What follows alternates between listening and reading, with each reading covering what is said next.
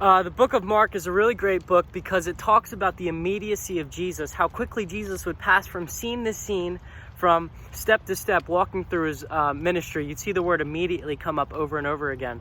The book of Mark is also very unique because it talks about the humanity of Jesus. Unlike any other book, you see the compassion, the love, the weeping, the rejoicing of Jesus. So we're in Mark chapter 3 today. And in Mark chapter 3, you're going to see where Jesus starts to talk about a lot of different things. So verses 1 through 6, he heals a man with a withered hand. Verses 7 through 12, you see Jesus interact with the crowd. Verses 13 through 20, Jesus calls his apostles or his disciples. Verses 22 through 30, he talks about something called the blasphemy of the Holy Spirit. And verses 31 through 35, Jesus interacts with his family. So in chapter 3, you see this. Again, verse 1, it says, he entered the synagogue and a man was there with a withered hand. And they watched Jesus to see whether he would heal him on the Sabbath. So Jesus, if you realize, the Jewish people are very upset with him and frustrated with Jesus because he's constantly healing people on the Sabbath. Now, the religious rulers didn't allow for this kind of thing to happen because the Sabbath to them was a day where no work was to be done.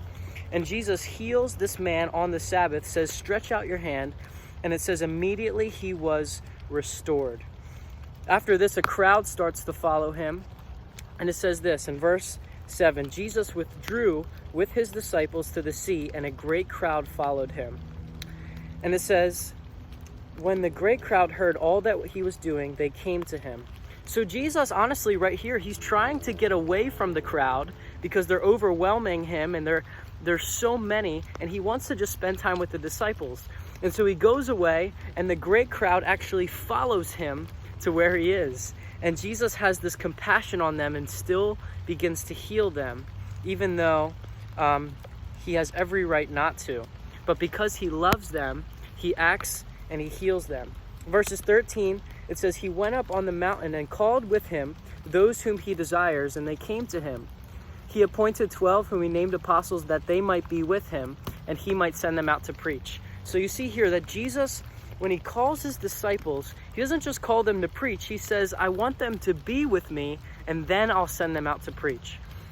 And for people that go into ministry, this is huge because Jesus wants you to be with him, and then to go out to serve him. To spend time alone with him is more important. Jesus says, if you abide in me, you'll bear much fruit. So it's so much more important to spend time with Jesus before doing work for Jesus.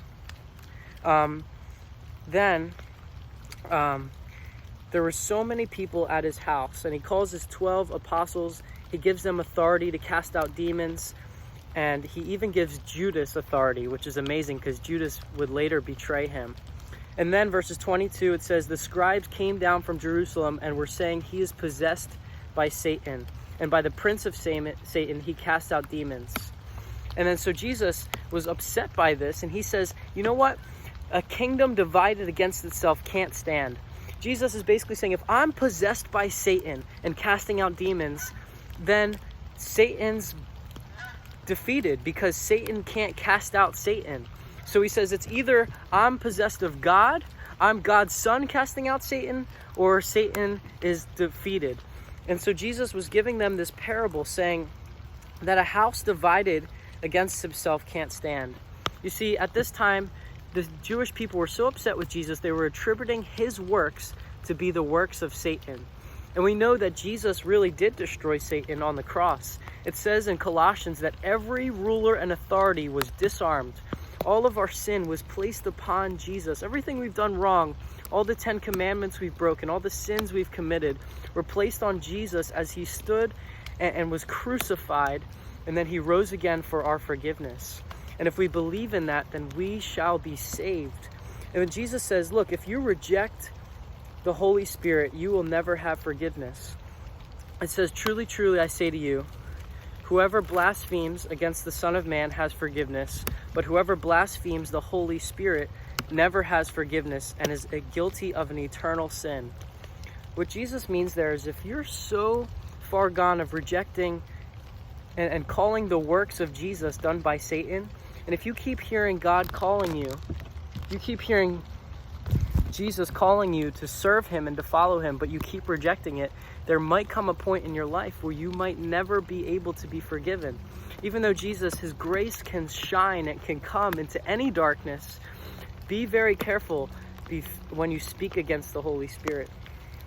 Then it finishes up with Jesus' mother and brothers. As Jesus is doing all this work, his family comes, and while he's teaching them, his mother and his brothers come, and the disciples tell Jesus, hey, your mom and your family's seeking you. And Jesus says back to them, who is my mother? Who is my brother? My mother and my brother are the ones who do the will of God. The ones who do the will of God. That's who's in my family. So we see from Jesus, he's constantly healing. He's calling the apostles. He's calling out the blasphemy of the Holy Spirit. And he's saying that my family is the one who does my will. So we're going to take the challenge from this text to see that Jesus appoints his apostles, the people that are supposed to be sent out by God, to first be with him and then to work for him. So because of the gospel, we are to first spend time alone with the Lord, do life with Jesus, spend time in his word and in prayer. And the question I have is, how are you spending time alone with God this week? Thank you guys. That's Mark chapter 3.